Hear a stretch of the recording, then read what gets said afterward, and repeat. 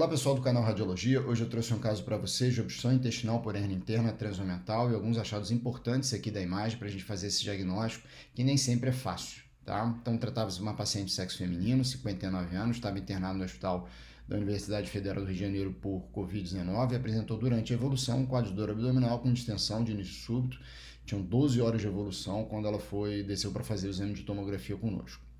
Então, o laboratório que ela apresentava, vou resumir aqui para vocês, né, nas últimas 24 horas de evolução dela dentro da instituição, basicamente uma gama-GT tocada, né, uma hiponatremia, uma PCR que nas 12 horas evoluiu de 7,3 para 41,5, um aumento expressivo, e uma leucometria que seguiu esse aumento também em 12 horas, saindo de 17.500 para 27.100.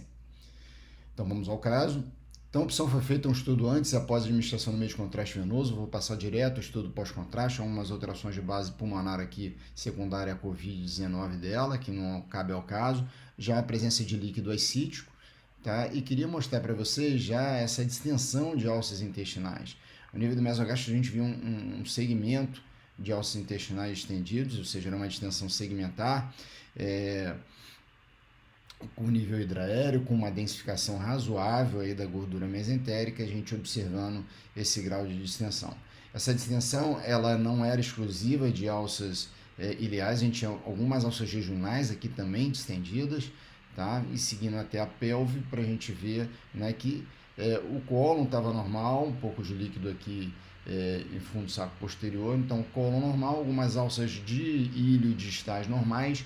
O início do jejum dessa paciente ele era normal, vou mostrar aqui para vocês, ó, o duodeno ele era normal, né? O início de jejum dessa paciente aqui, ó, era normal, tá?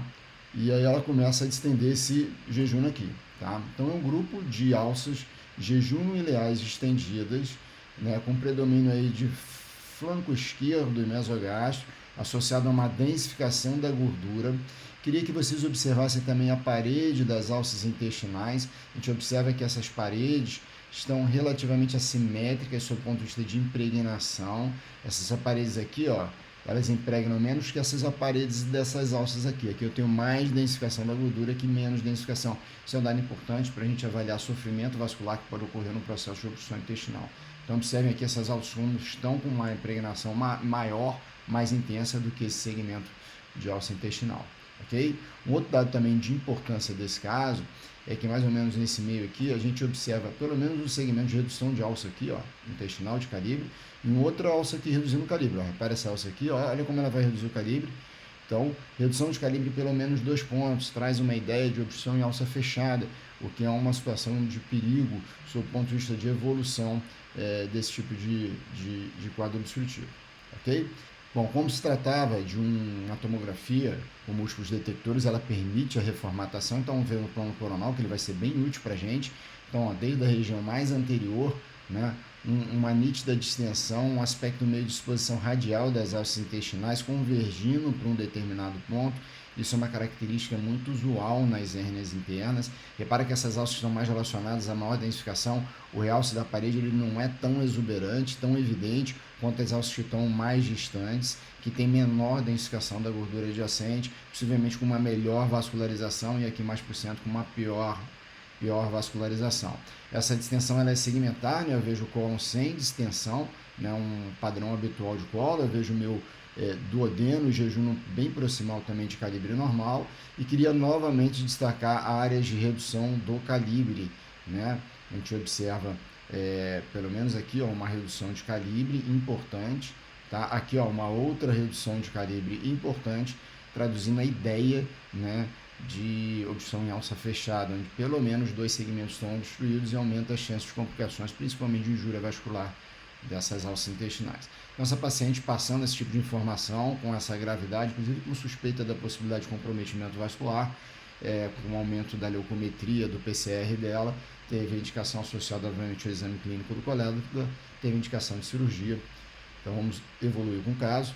Então, ela foi a centro cirúrgico, né? E aqui era a primeira cirurgia da nossa R1, hernia interna omental, com sinais de sofrimento das alças delgadas na transição de jejum no ilho. Foi exatamente o que a gente passou para ela. Está aqui a peça que foi ressecada, aquela distribuição radial. Observe a coloração da alça, como está mais comprometida. Então, esse artigo é um artigo extremamente interessante, já comentei ele em algumas apresentações que eu fiz, né, de uma situação que eu acho que é de difícil diagnóstico, a hernia interna, que ela pode ter uma evolução, por vezes, até catastrófica. Então, aqui eles mostram todas as hérnias internas, a hernia transomental é essa daqui, ela que ela passa pelo aumento maior, que fica mais anterior, né, ela é muito similar à hérnia transmesentérica sob o ponto de vista tomográfico, tá? E o aumento, né, ele é formado por duas camadas peritoneais de gordura, né, que a hernia transomental ela pode ocorrer tanto ao nível da fusão, né, dessas duas camadas, né, que está aqui o grande aumento, ou você pode ter falhas nesse aumento, até falhas congênitas, não necessariamente adquiridas com processo cirúrgico. E através dessas falhas, você pode ter passagem de alça intestinal. Se ocorrer uma torção na base dessa passagem de alça intestinal, seja entre os dois folhetos, ou seja, em relação a uma falha, você pode gerar um processo obstrutivo, e aí com sofrimento vascular associado. Tá? Então, recomendo que vocês vejam esse artigo, estudem esse artigo, ele é extremamente útil para uma situação de diagnóstico difícil, tanto para você fazer como para você compreender cada tipo de hernia interna. Tá?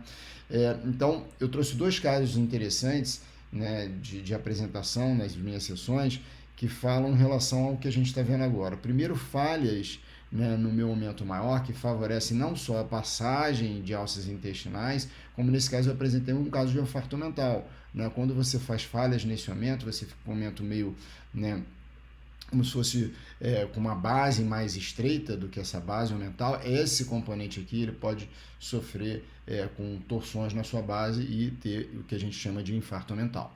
E defeitos de fusões também podem gerar orifícios que penetram alças intestinais, tá? Que também pode ocorrer no meu aumento. No caso aqui, o caso que eu trouxe para vocês foi uma hérnia paraduodenal esquerda, onde há uma falha aqui na junção da fossa de Lanzert, permitindo a passagem de alças intestinais. Ok, gente? Então, recomendo que vocês visitem aquele artigo que eu passei para vocês de obstrução intestinal, que a gente possa entender a etiologia das hérnias internas, ok? Espero que tenha sido útil e um grande abraço.